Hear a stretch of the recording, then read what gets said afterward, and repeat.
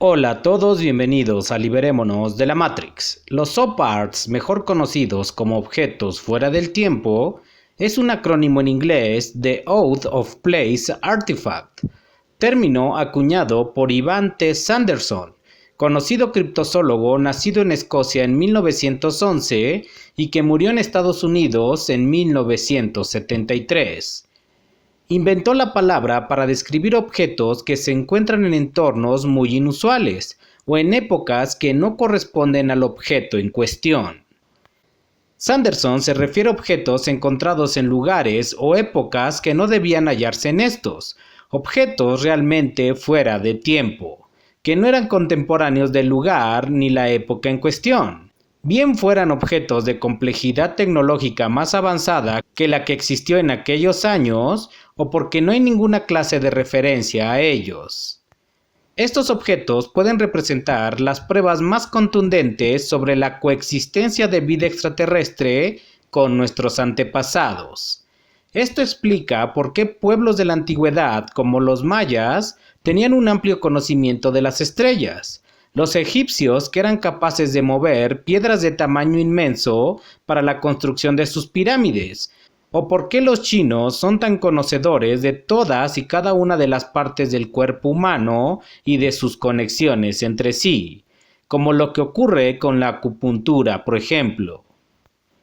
Sin embargo, como siempre ocurre con todos estos descubrimientos que pudieran revelarnos el verdadero origen de la humanidad, siempre son desechados o ridiculizados, ya que para la ciencia oficial prácticamente todos los OPARTs encontrados cuentan con características extraordinarias, pero todos sujetos a una interpretación arqueológica, paleontológica o de otras áreas del estudio, por lo cual no los da como verdaderos. Incluso cuando se valide y verifique que la fecha del objeto en cuestión no correspondan con la época encontrada.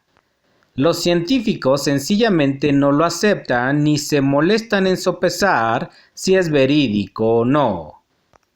A continuación, daré una serie de ejemplos de OPARTs encontrados a lo largo de la historia que ponen de manifiesto que hay muchas cosas que desconocemos y nos ocultan de las civilizaciones antiguas y la tecnología que utilizaban. Martillo de Kingodie, Escocia. Este martillo fue descubierto en 1884 por Sir David Brewster en la cantera de Kingodie Minefield, Escocia. En 1985, el Dr. A. W. Mead, especialista del Centro Británico de Investigación Geológica, estudia el objeto e informa que la piedra que rodea la herramienta pertenece a una edad de arenisca inferior, con lo que data la piedra entre 408 y 360 millones de años. La datación del carbono 14 que se realizó por la Academia de Ciencias Físicas de la Universidad de San Francisco lo dató en 140 millones de años, pero lo verdaderamente curioso viene por parte de la herramienta en sí misma, ya que la cabeza de hierro de la herramienta tenía un componente de feldespato, acumulado correspondiente a 20 millones de años. Teniendo en cuenta que los seres humanos empezaron a desarrollar puntas de sílex hace aproximadamente 2 millones de años, el martillo de Kingodie está calificado como un OPART. Aunque cabe señalar que la famosa prueba del carbono 14, muchos investigadores ya la están cuestionando bastante, por la inexactitud en sus datos. Sin embargo, esta sigue siendo la prueba utilizada para saber a qué fecha pertenece una reliquia, objeto o hueso encontrado. Aviones precolombinos, Colombia. Los aviones precolombinos de Bogotá son una serie de figuritas de oro y bronce que han sido datados aproximadamente en el año 1000 después de Cristo. Las piezas pertenecen a la cultura quimbaya, aunque evidentemente no queda claro ya que las mayorías de figuras tienen formas de animales, peces, reptiles, pájaros. Muchos piensan que las figuritas representan modelos de aviones que pertenecen a mediados del siglo XX. Basan sus pensamientos en el hecho de que las formas de las aletas corresponden y se parecen más a alas de aviones que a otra cosa. Incluso existe una figurita que en la punta frontal tiene una especie de hélice, que se correspondería con los aviones monomotor. En 1996 se hicieron en Alemania modelos simplificados a escala de algunas figuritas. Este estudio experimento se hizo por Peter Bettling y Konrad Kuberts. A dichos modelos a escala se les añadió un motor radiocontrolado. La sorpresa para los investigadores fue que descubrieron que la aerodinámica de los modelos a escala era muy superior a la que habían calculado en un inicio. Todos los modelos que construyeron volaron sin ningún problema y pudieron maniobrar con ellos como si de una maqueta de hoy en día se tratara. Fuente Magna, Bolivia. La Fuente Magna fue descubierta en 1960 en Chua, Bolivia, en las cercanías del lago Titicaca, a 80 kilómetros de La Paz. En el exterior del objeto se pueden apreciar bajorrelieves zoomorfos, que tienen bastante parecido con los relieves de Tiwanaku, y en el interior, además de una figura antropomorfa, posee inscripciones cuelca, y algo que inicialmente los especialistas explicaron como inscripciones sumerias. Inicialmente la fuente se tomó como una falsificación y fue dejada en un rincón del Museo Municipal. Sin embargo, en el año 2000, el investigador argentino Bernardo Briados y el boliviano Freddy Arce asistieron a una ponencia que se hizo sobre la posibilidad de que diferentes pueblos de la antigüedad cruzaran el Atlántico hasta América, miles de años antes que Cristóbal Colón. En dicha ponencia se expusieron diferentes piezas, y una de ellas era la Fuente Magna. Atraídos por dicho objeto, se les permitió tomar fotografías y realizar calcos de las inscripciones interiores de la fuente. Esta información fue enviada al Dr. Clyde Ahmed Winters, profesor universitario y doctorado en antropología. Después de un minucioso estudio, el Dr. Winters no solo dató la escritura como protosumeria, sino que además pudo traducir el texto en su interior. La escritura cuneiforme del objeto tenía aproximadamente 5.000 años. La pregunta a hacer es ¿qué hacían caracteres protosumerios en el altiplano andino?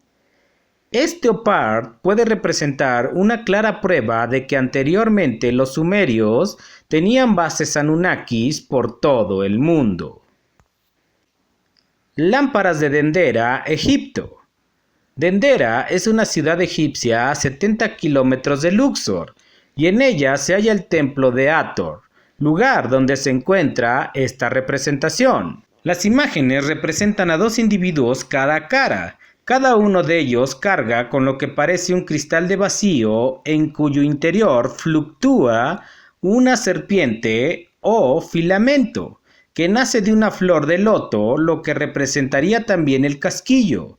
Uno de los tallos o cables va a parar a una especie de caja que sería la batería. Como dato curioso, se cree que son bombillas porque en el interior de las pirámides nunca se ha encontrado ni rastro de hollín por el suelo, paredes o techos. ¿Cómo alumbraban entonces el interior de las pirámides los antiguos egipcios? También hay que decir que muchos investigadores han desechado este OPART debido a que para los egipcios antiguos, Horus era el unificador de las dos tierras y adopta diferentes formas en las representaciones que se hacen de él. Una de ellas es la de una serpiente que emerge de un loto. Nanotecnología de los Urales, Rusia.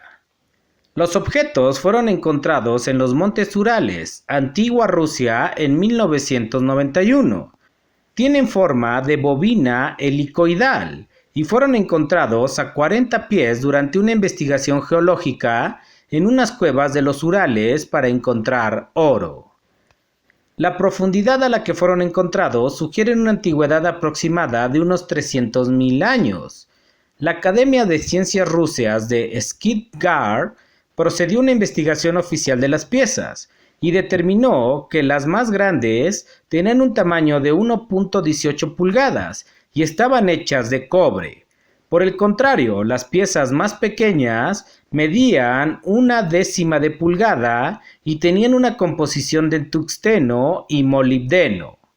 El doctor Emmett Jenna determinó en 1996 que se trataban de componentes electrónicos encontrados en una área geológica correspondiente a la prehistoria.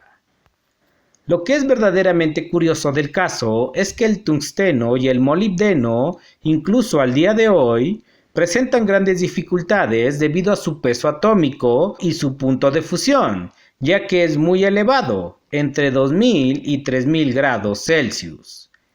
En la actualidad se utilizan para el endurecimiento del acero, como por ejemplo las lámparas incandescentes, para evitar su corrosión y principalmente en industria militar hoy en día. ¿Quiénes crearon estos objetos hace 300.000 años?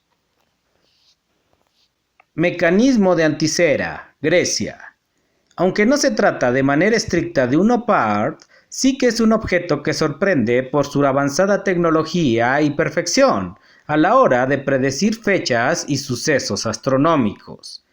El mecanismo de anticera es considerado en sí mismo como una computadora analógica capaz de predecir posiciones astronómicas con 19 años de antelación. Y no solo eso, era capaz de predecir también la fecha exacta en la que se tenían que celebrar 6 certámenes griegos de la antigüedad. Estos eran los Juegos de Olimpia, Juegos Píticos, Juegos Sísmicos, Juegos Nemeos, Juegos de Dodona y los Juegos de la isla de Rodas. El objeto fue encontrado a 45 metros bajo el agua, y aunque se refieren a él como la primera computadora de la historia, se cree que debido a la alta complejidad del mecanismo, debieron existir mecanismos parecidos antes, aunque es posible que no fuesen tan complejos. En el anillo exterior están marcados los 365 días del calendario egipcio. En el anillo interno hay un segundo disco con los signos zodiacales griegos y está dividido en grados. En el reverso hay 5 discos en los que se marcaban y avisaban de las fechas de los 6 acontecimientos antes nombrados. La alta complejidad del mecanismo predecía también el año 1 tropical, la órbita lunar, la fase lunar, la precesión de la órbita lunar, el ciclo de Saros, etc. Es curioso pensar que hace miles de años la humanidad ya fue capaz de crear una computadora capaz de predecir eventos astronómicos con una exactitud tan o más buena que la de hoy en día. Todos estos ejemplos de OPARTs solo nos demuestran que muy probablemente las civilizaciones antiguas manejaban una tecnología muy superior a la que creemos y que tal vez les fue otorgada por los antiguos extraterrestres que convivían con ellos, tal y como ya lo dije en mi saga de la Matrix reptiliana, aunque al final tú tienes la última palabra. Si quieres que siga mostrando parts en otros videos, por favor déjamelo saber en los comentarios. Hasta aquí dejo esta investigación, como siempre recordándoles que mi nombre es Leonardo y nos vemos en la próxima.